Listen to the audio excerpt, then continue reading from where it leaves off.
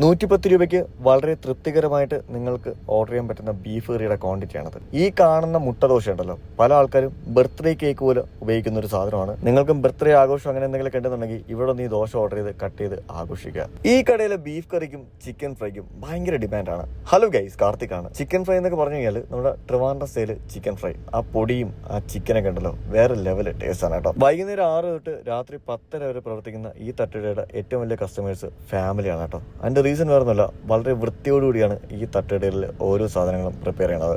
ഇതാ കണ്ടില്ലേ, നമ്മുടെ തട്ടിൽക്കുട്ടി ദോശയുടെ ഒരു കോമ്പിനേഷനാണത്.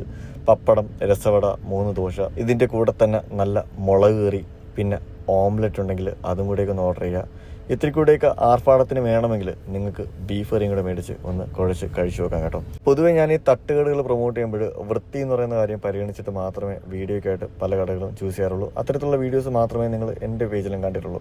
വൃത്തിയുള്ള നല്ല രുചിയുള്ള ആഹാരം കഴിക്കാനായിട്ട് നിങ്ങൾ തട്ടുകടയെ ഡിപ്പെൻഡ് ചെയ്യണമെന്നുണ്ടെങ്കിൽ നമ്മുടെ ലാലേട്ടൻ്റെ വീട്ടിലോട്ട് പോകുന്ന വഴിക്ക്, അതായത് മൊടവൻമുകൾ റോഡിൻ്റെ ഭാഗത്തായിട്ട് ഇങ്ങനൊരു കുഞ്ഞ് തട്ടുകടയുണ്ട്. ട്രൈ ചെയ്ത് നോക്കണം. എൻ്റെ ഈ വീഡിയോ ഇഷ്ടപ്പെട്ടാൽ മാത്രം പേജ് മറക്കാതെ ഫോളോ ചെയ്യുക.